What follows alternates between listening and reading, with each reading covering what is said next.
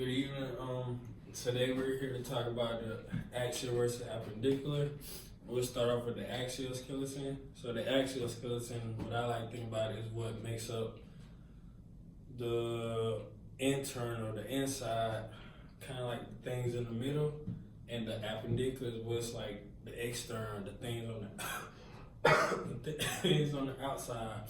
So like around like your arms, feet, leg, etc. So starting off with the axial skeleton, you have to start with the top. Top, we have what is referred to as a cranium.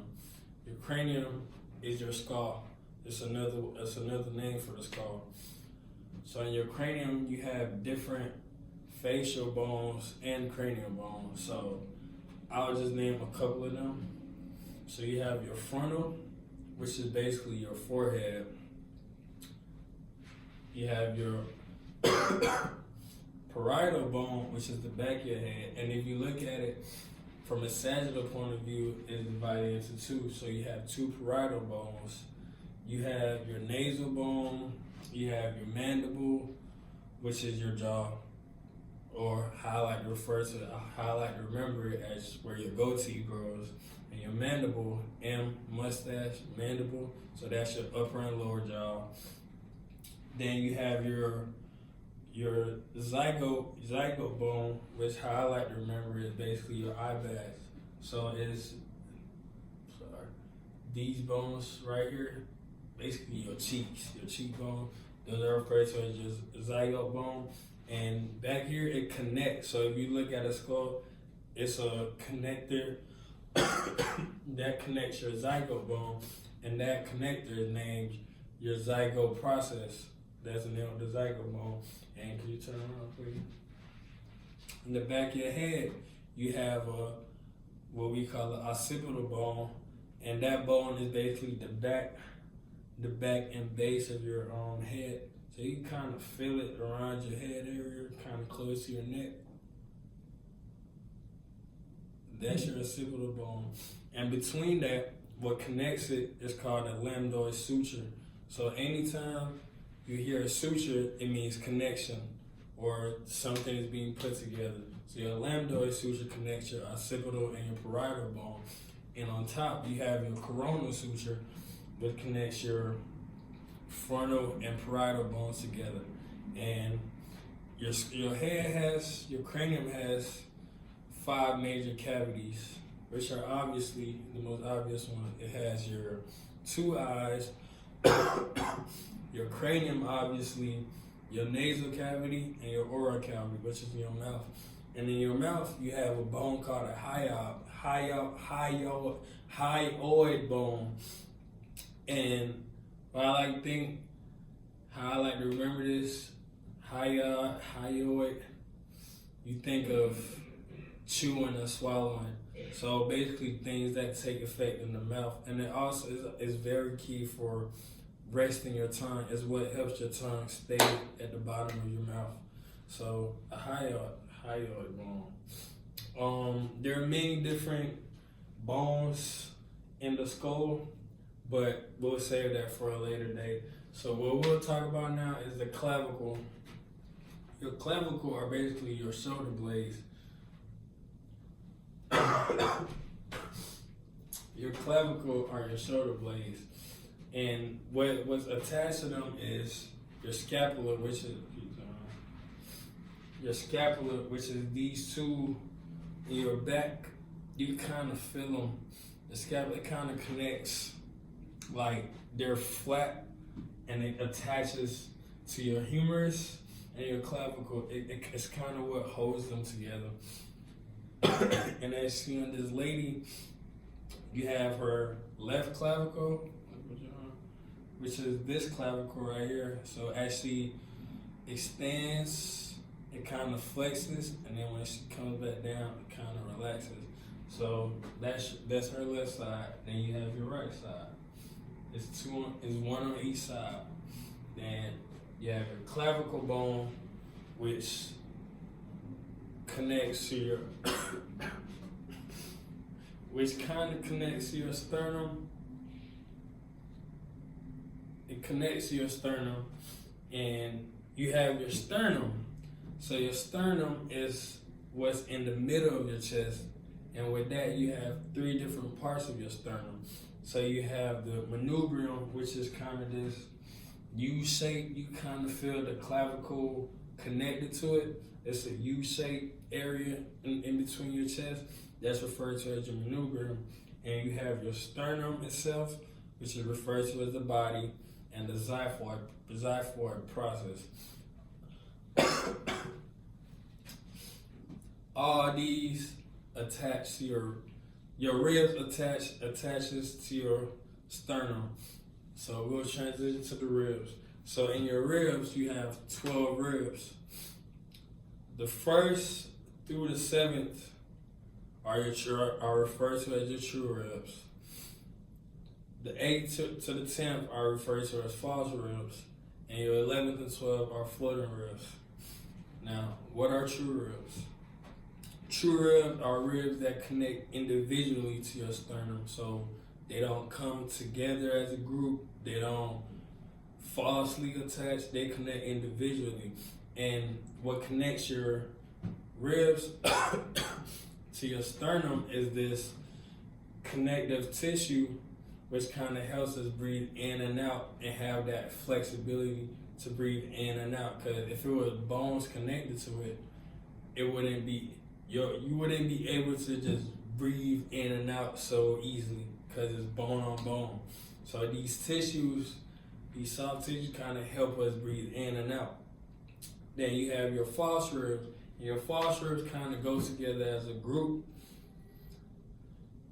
They don't connect individually, I would say. They kind of go together and form one group and kind of make up the rest of the ribs. So that's why they're referred to as your false ribs, because they do attach to your sternum, but they don't attach individually. That's how I see it. So they're referred to as your false ribs. Then you have your 2 floating ribs, which are kind of like this behind you.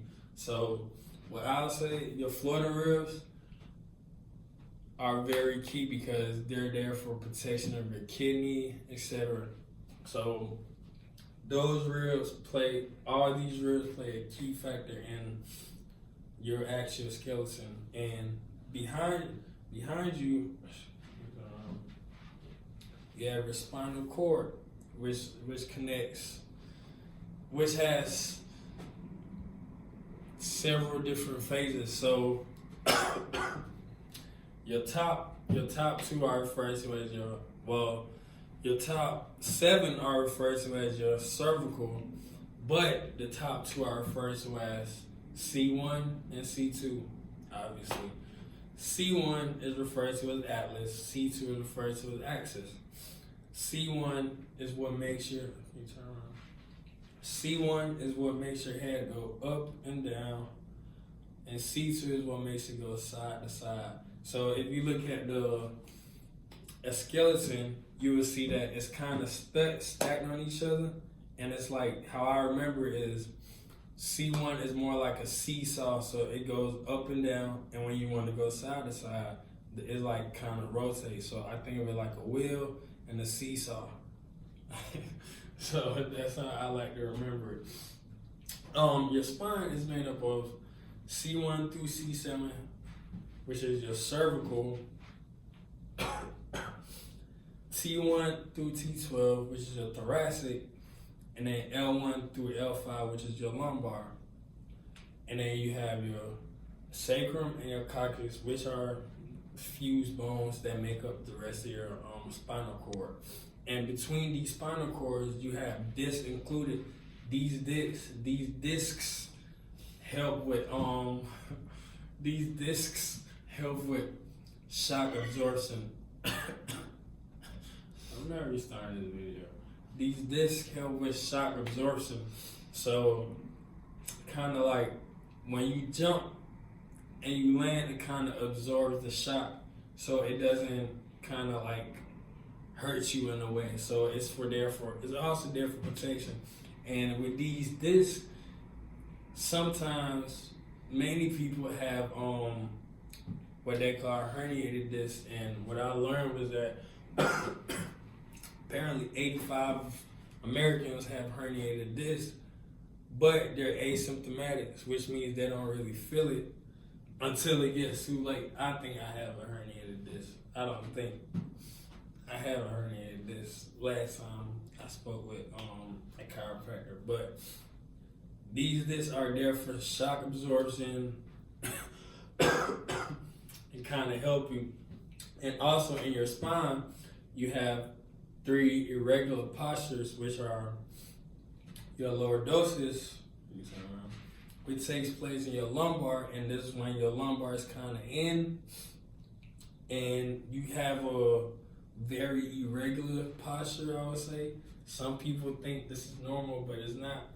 And yeah, you have that is referred to as your lordosis, and you also have a irregular posture called a kyphosis, and that's when this takes place in the cervix. So kind of when people stand like this, kind of like a hunchback, you know.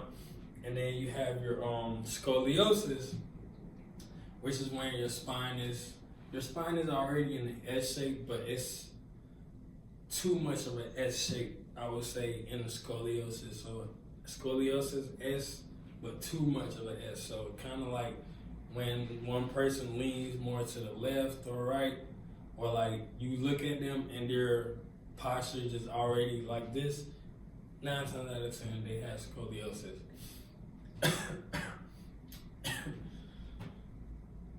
And yeah, that's basically most of it for the axial skeleton. It involves your cranium, different bones in your cranium, your clavicle, which is your shoulder blades. So you have 2 shoulder blades, which is referred to your clavicle, so your left and right. You have your scapula, which is behind, which attaches to your clavicle, and you also have a left and right, and they're these kind of flat pieces of bones that hold everything together. So when you extend, it kind of flexes, and then when you come down, it kind of relaxes. So your scapula, clavicle, you have your 2 scapulars, 2 clavicles, 1 cranium, and this 1 cranium has 5 different cavities in it. Your sternum, which is your manubrium, your sternum body, and your xiphoid process. Then you have your ribs that attach to this sternum, and these ribs are also there for protection as well. It protects your heart, etc. And your first rib are the shortest, broadest, and the strongest rib. So these first ribs that kind of connect to the sternum, that's the shortest, broadest, and strongest. Then you have the spinal cord, which is made up of a lot of vertebrae. It's made up of a lot of vertebrae, and these vertebrae are divided into sections. You have your cervical, which is C1 through C7, thoracic, T1 through T12, and your lumbar, which is L1 through L5. And then you also have your sacrum and your coccyx. But within this C1 through C7, you have your C1 and C2, which are really important because they help you nod your head up, down, and that's in the atlas, and then your side to side is your axis. And within this spinal cord, you have this included that help with shock absorption, etc. So that is it for the axial skeleton. I was speaking about the appendicular next. Thank you.